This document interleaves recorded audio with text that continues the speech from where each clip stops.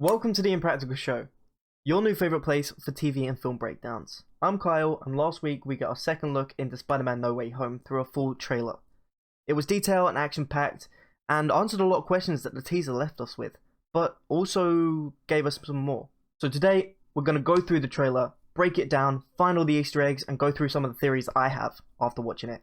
Before we do get into the breakdown, I do want to thank you ever so much for coming to today's video, as it's my first here on YouTube. And I thought Spider-Man No Way Home would be a great place for their channel to start, as it was one of the first films I remember watching as a kid, and one of the many great films that started my passion and love for cinema as a whole. Because of that, it would mean a lot to me if you subscribed and hit that notification bell to keep up with the latest and greatest TV, film, and trailers with me. Now, with all that talk out the way, let's get into breaking this trailer down. Ever since I got bit by that spider, I've only had 1 week where my life has felt normal. That was when you found out. This trailer kicks off with a very beaten up looking Peter Parker talking about how his life's pretty much been flipped upside down since he became Spider-Man. The trailer then cuts to MJ and Spider-Man swinging their way through New York City, and they actually go past some screens, which shows a broadcast from Daily Bugle, which looks to be the same broadcast that we see at the end of Far From Home. Now, this could possibly mean that Far From Home directly blends into No Way Home, the same way Star Wars Rogue One did with Episode 4 A New Hope.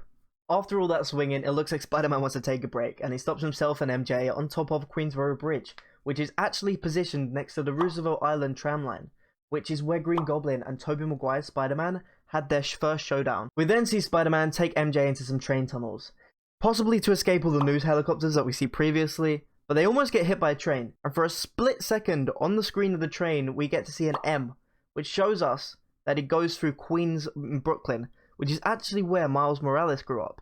So there's maybe some foreshadowing there to seeing the first look into Miles. When you botched that spell where you wanted everyone to forget that Peter Parker's Spider-Man, we started getting some visitors. From every universe. Peter then goes to the New York Sanctum, which is where Doctor Strange resides. When the doors open, we see it's full of snow and ice, and honestly, I have no clue where that's from. I was thinking maybe it's the permafrost from the Asgard gate when the Hulk came down, but the stairs look fixed, which shows that it's probably not that. Whilst Peter's at the Sanctum, we actually learn that he talked to Doctor Strange, and that conversation confirms that Peter did botch the spell, and that is the reason why all of the villains are going to be in this film. Whilst Doctor Strange is talking, we actually get to see the spell going wrong again like we did in the teaser, but we still don't know if this is what broke the multiverse. It could have been Kang's death, it could have been Wanda. Was it still Kang's plan to let every verse come into one? Maybe he was bored of controlling the timeline, maybe he just wanted it to go wild, maybe that was part of his plan. We then get a big shot that we saw in the teaser, the pumpkin bomb. And we also get to hear Willem Dafoe's Green Goblin laugh once again. Now, the pumpkin bombs are exactly the same as they were in Sam Raimi's Spider-Man back in 2002, and it sparks so many memories for me. This also looks like the first time we see Green Goblin in this film, where he comes through the smoke of all the destruction he's caused on the George Washington Bridge. Doctor Strange's narration then opens a massive door for the MCU as we know it. It basically confirms that every single Marvel universe that has been seen on screen has access to the MCU now. That includes the Venomverse, which we actually see connect over in the Venom Let There Be Carnage post-credit scene. That also includes the Amazing Spider-Man verse, so Andrew Garfield's Spider-Man, Rhino, Lizard, Gwen. That also includes the Sam Raimi verse, so Tobey Maguire's Spider-Man, Alfred Molina's Doc Ock as seen in this, Sandman as seen in this, and a different Venom to what we probably will see. That also might include the 2004 Hulk. So maybe we'll be seeing a different version of Hulk come into the MCU in the future. Either way, I'm excited for the future of the MCU now that it's been confirmed every single Marvel film and every single Marvel show now has access to the MCU. On top of those universes, also that could be being brought in is the Defenderverse, which you saw on Netflix, including Jessica Jones, Luke Cage, Iron Fist, Daredevil, The Punisher, and Kingpin himself. Another thing to support this theory is Charlie Cox has actually been cast for this film. Now, in the comics, we know Daredevil as Spider-Man's law attorney or lawyer, so hopefully we will see him as that exact character in this film.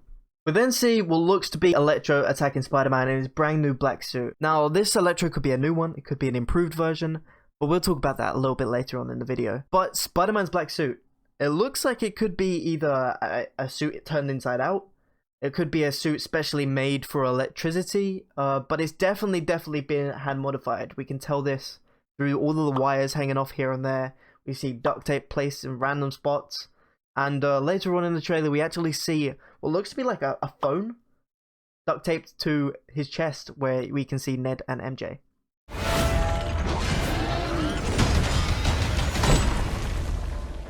Hello, Peter.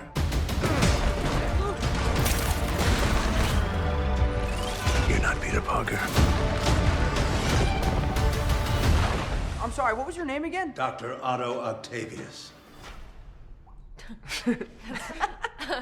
Wait, no, seriously, what's your actual name?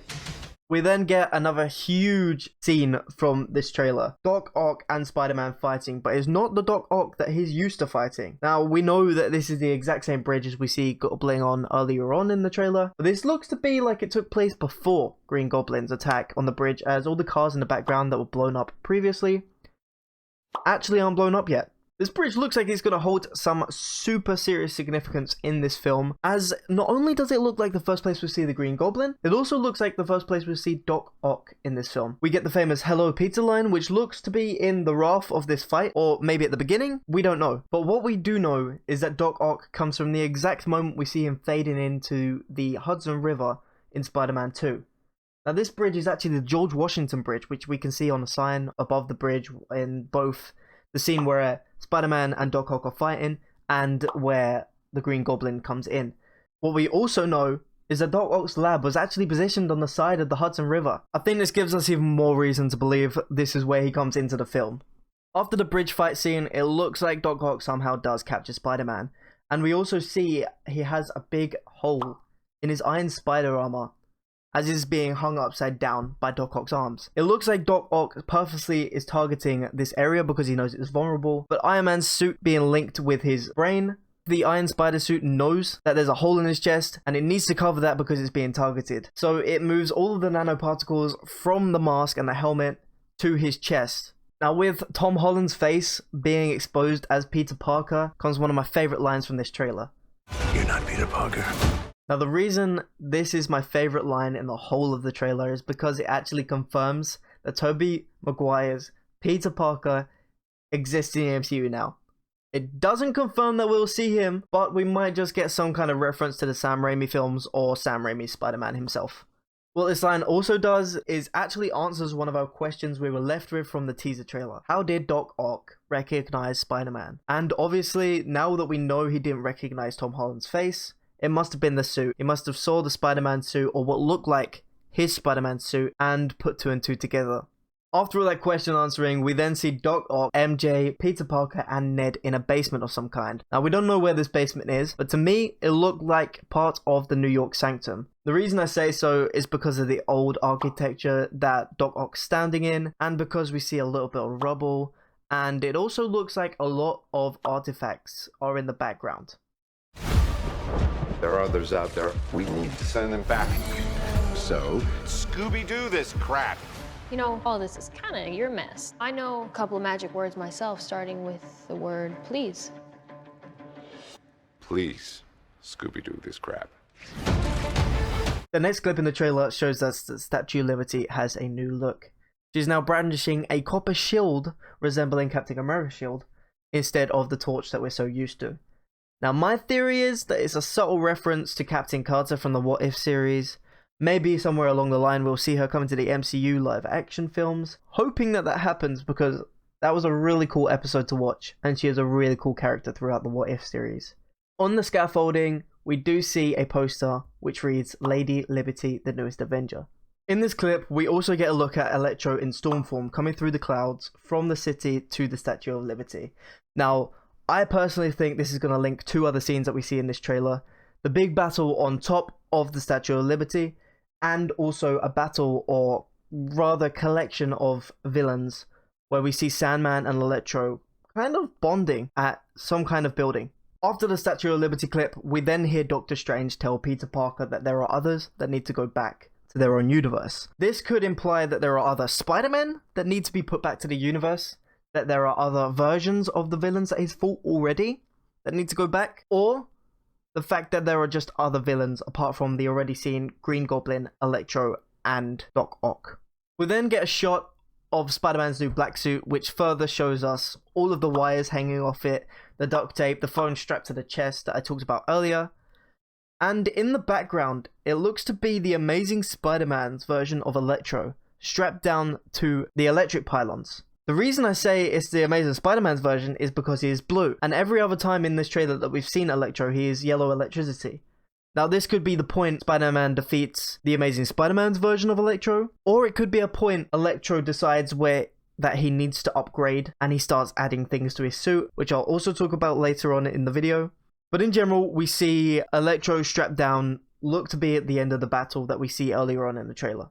Now in this clip, we see some more cool things to do with Spider-Man's new black suit. We see some sort of Eldritch magic rune, which is the magic that Doctor Strange used, charge up Spider-Man's arm. Whether it's a rune of protection, whether it's something that makes Spider-Man more powerful, or whether it's just something that's charging up Spider-Man's fist, ready to entrap Electro. We then get to a scene where Doctor Strange name drops Scooby-Doo. And this could tell us way more about the film than we actually realize. Pretty much every single episode of Scooby-Doo ends up with the person who hired them to fix the problem, the person they trusted and helped all the way along, turning out to be the villain. Now this could tell us that Doctor Strange could be bad and the mastermind behind it all. It could tell us that they now trust Doc Octopus and he could be behind it all. It could be something completely insignificant and I'm just overlooking it. And in this scene we also get a better look at Peter Parker, MJ and Ned. And on MJ we actually see she's still wearing the Dahlia necklace that Peter Parker bought for her in Venice in Far From Home. Now in that film we see him break it by accident, but in this film she obviously doesn't care and she still wears it anyway. You're flying out into the darkness to fight ghosts. What do you mean? They all die fighting Spider-Man. It's their fate.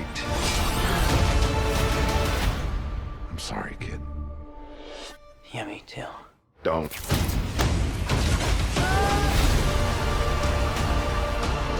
Look, there has to be another way. There isn't. They're a danger to our universe.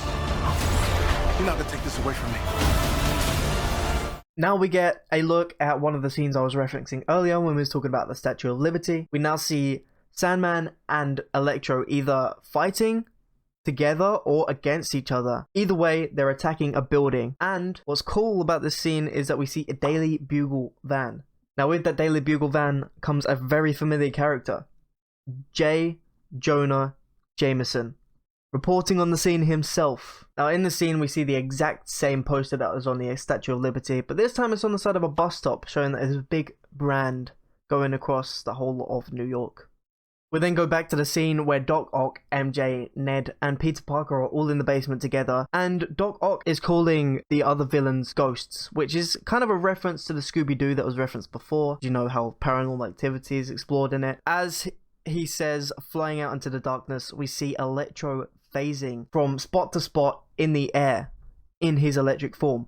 We also see Spider-Man catapulting himself from pylon to pylon. I thought it was cool because it links in with him saying flying into the darkness, and they're both kind of flying. When Doc Ock does tell the three friends that he is fighting ghosts, we also get a look into Ned's computer. And on the back of that, we see a meme sticker. That this is Fine Dog. Now, if you're not familiar with that, it is a dog sitting on a chair in a room that's burning around him. And he says this is fine with a smile on his face. Now this could be referencing the fact that Spider-Man has to act okay and act like everything's going to be okay while the whole world crumbles around him throughout the length of this film. Doc Ock's narration is then taken over by Doctor Strange telling Spider-Man how each of the villains in this film have died to their own version of Spider-Man, which is strange because we never actually see Sandman die to Tobey Maguire's Spider-Man. At the end of Spider-Man 3, the last of the Sam Raimi films, we see Spider-Man and Sandman sort of make up when Sandman goes into the air, into the wind, into the breeze, away from Spider-Man. So we never actually see him die on screen. Doctor Strange also exclaims to Peter Parker that all of the villains die, and it's their fate that they die to the hand of Spider-Man, which kind of leads me to believe that Tom Holland's Spider-Man is going to have to go against his word again and kill all of these villains throughout the film. In the next part of the trailer, we then see Tom Holland's Spider-Man leaping and trying to catch one of Green Goblin's pumpkin bombs that we saw earlier on in the trailer. This scene with the pumpkin bomb blowing up in Spider-Man's face is very reminiscent of Tobey Maguire's Spider-Man in the same scenario, when the Green Goblin and him had a fight and a pumpkin bomb did go off in his face. We then see a car explode and some green flames come out of the building we saw Electro and Sandman either attacking or fighting outside of earlier on in the trailer.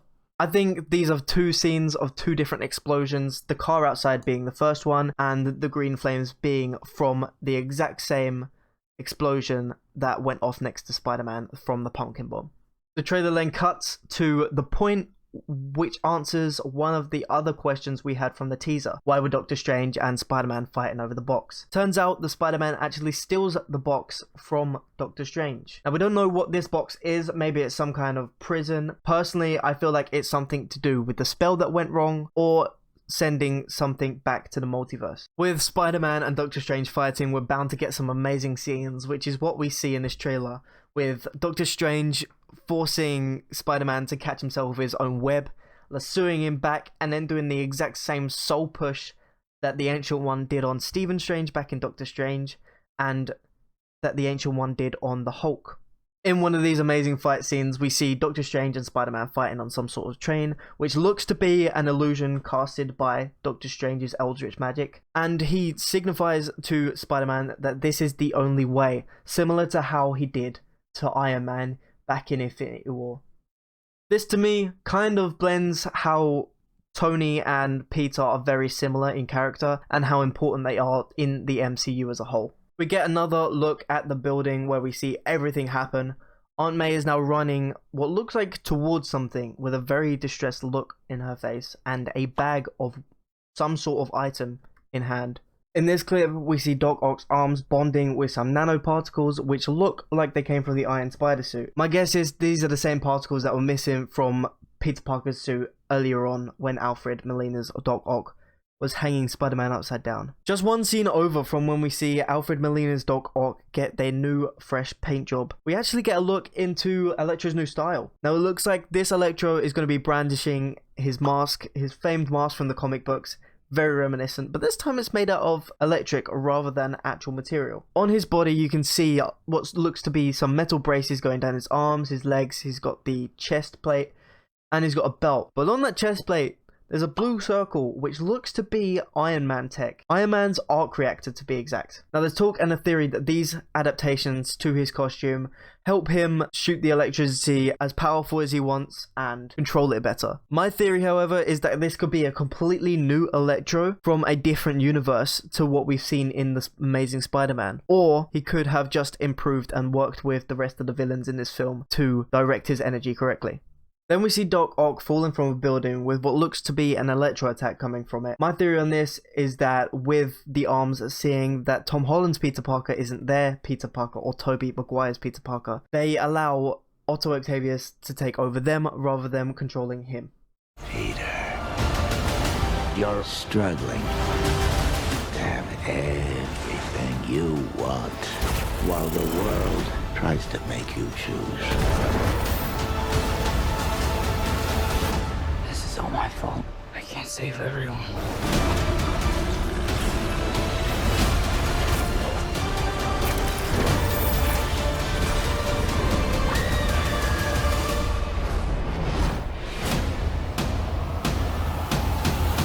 After Doc Ock and Electro's fight, we get a look at Spider-Man's integrated suit, his newest suit, which looks to be one of the main suits of this film. And he's actually on top of what looks to be a fresh Statue of Liberty, holding that box again. Now I say it's fresh because originally when the Statue of Liberty was constructed, it was copper, and it wasn't the green that we're used to. The green actually comes from the oxidization of the copper. My guess is, with the addition of the new copper shield, they wanted to make the rest of Lady Liberty look fresh and new again. After Spider-Man takes his leap of faith off of Lady Liberty's head, we see him quite literally falling through New York City like we did in the teaser. And over the top of this clip, we hear Willem Dafoe's Green Goblin speaking. Peter, you're struggling to have everything you want while the world tries to make you choose. Now, I can't tell if he's speaking to Tom Holland's Spider-Man, I can't tell if he's talking to another Spider-Man, I can't tell if he's talking to himself, or one of the many other villains in this film. He could even be talking to Ned, Spider-Man's best friend, who in the comics turns into Hobgoblin eventually, becoming a Spider-Man villain. It isn't unknown to us that Willem Dafoe's Green Goblin does like to turn Spider-Man's friends against him after seeing Harry through Spider-Man 3. As much as I do like Ned as a character and the friendship he shares with Peter Parker, it would be a very fun and interesting route for Marvel to take in the future of Spider-Man, if not in this movie. Then it looks like we go back in time through the trailer once more, and we get to look at the classic Raimi-verse Green Goblin that we know and love. This looks like the exact same scene as we saw earlier when he was coming through the smoke of the destruction he caused on Washington Bridge. Again, probably the first time we'll see him in this movie. Straight after we see the all-familiar and classic Green Goblin suit from the Raimi-verse, we get a look at a new Green Goblin type character. Again, this feeds my theory. Could this be a second Green Goblin that Spider-Man has to fight? Could this be a new and improved suit that Green Goblin is using? Possibly the Hobgoblin suit. Either way, he's got the comic book character's colours, the green, the purple, and he's using the Razor Bats, just like Hobgoblin and Green Goblin. Now that the Green Goblin's pretty much gone from the trailer, we see the DODC pushing upon what looks like the aftermath of when Spider-Man got blown up in the building earlier on in the trailer. Now we know the DODC are the people who picked up Spider-Man and arrested him after some sort of incident that we saw in the teaser trailer. This leads me to believe this is where they pick him up and arrest him from. Now, being the Department of Damage Control, they want to control damage, so they could pick him up for a few reasons. The amount of damage that he causes through New York in this movie, through this one explosion, through the destruction of the new Statue of Liberty, even through the destruction that was caused all the way through Far From Home. The trailer then cuts to a very unhappy looking Happy in his car looking at some sort of event that's gone on or going on. There is also a squad behind him, and that to me either looks like the DODC we just saw or Kingpin's men. The reason I think Kingpin could be in this film, or this could be Kingpin's men, is because we haven't seen a sixth villain yet. Kingpin is rumored to be in Hawkeye series, which is a newly started Disney Plus series, and we also are meant to see him in the Echo series, which is coming up. For those of you who don't know, Echo is Kingpin's adopted daughter. We then see another set of the exact same rings that we saw from Doctor Strange's spell that was botched by Spider-Man earlier on. I think this could be either Spider-Man using the box for a spell, it could be Doctor Strange and Spider-Man on top of the Statue of Liberty casting the spell, or it could be another botched spell. Now this could be what caused what we see at the very end of the trailer, which I will talk about later on. Now we get to the scene that is absolutely blown up online everywhere if you're looking at No Way Home stuff. This is the scene with the three villains against the one Spider-Man. Electro, Sandman, and Lizard versus Tom Holland's Spider-Man. Now the reason this is blown up is because in the Brazilian version of this trailer, we actually see Lizard being attacked by someone.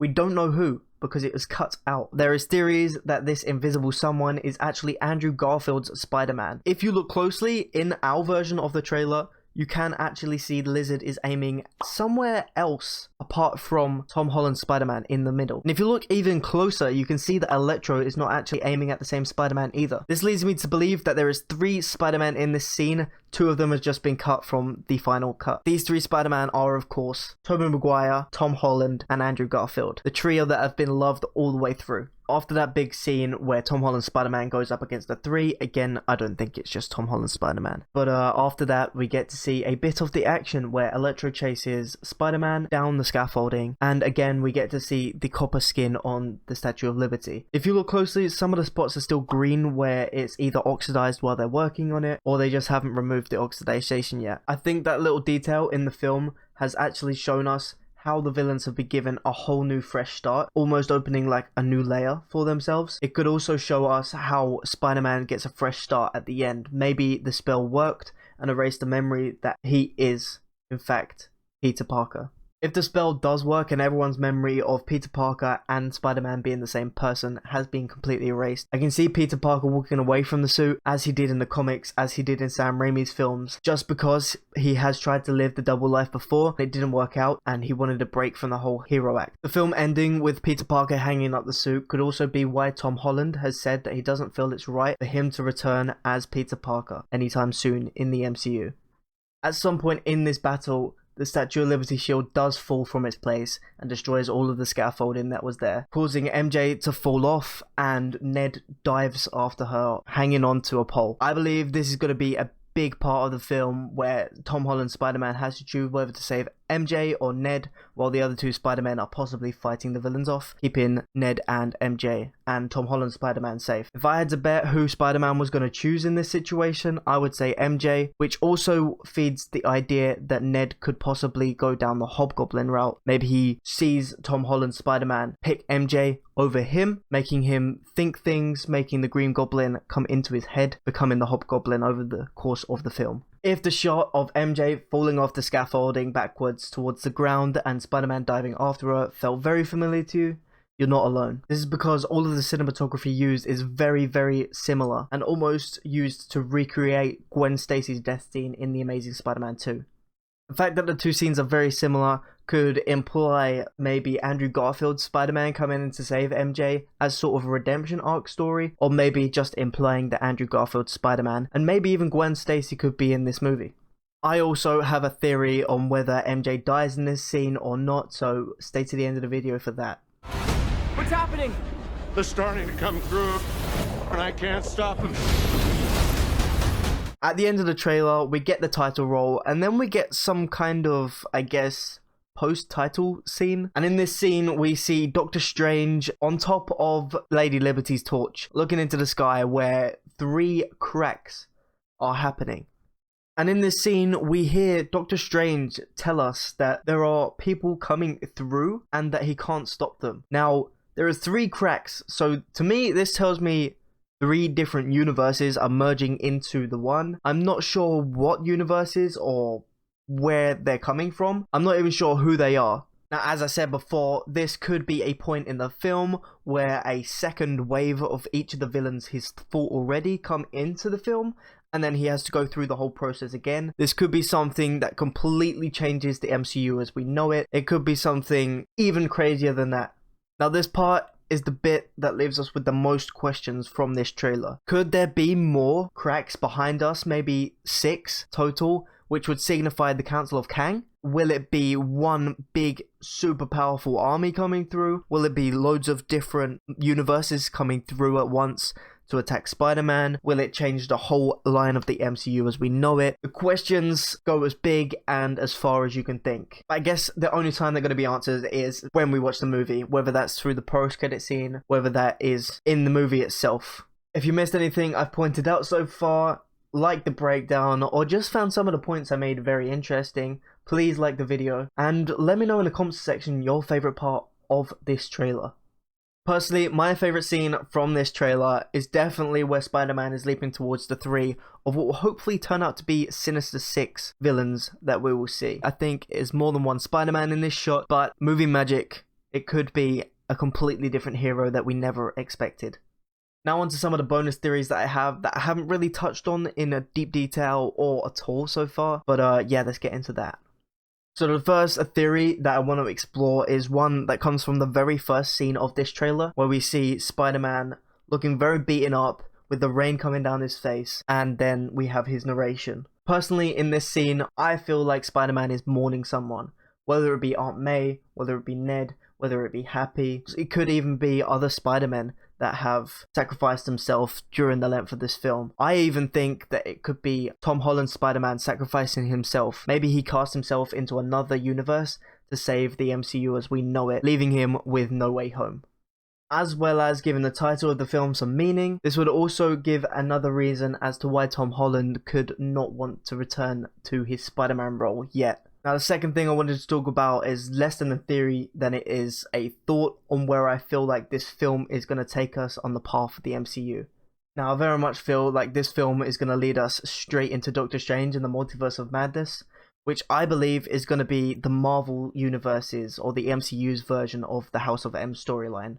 If you're not familiar with the House of M storyline, it's a storyline where Wanda Maximoff, or the Scarlet Witch, alternates a whole universe to bring her sons back to life, to bring the Vision back to life, to bring her brother back to life, Quicksilver, and in that she also makes a very, very heavily mutant populated universe. Now the mutants are the top dogs, basically, way above the humans in this universe. This puts all of the Avenger level heroes, so all of the human heroes, at a very, very vulnerable state, and they form a resistance where they have to fight back against the Scarlet Witch.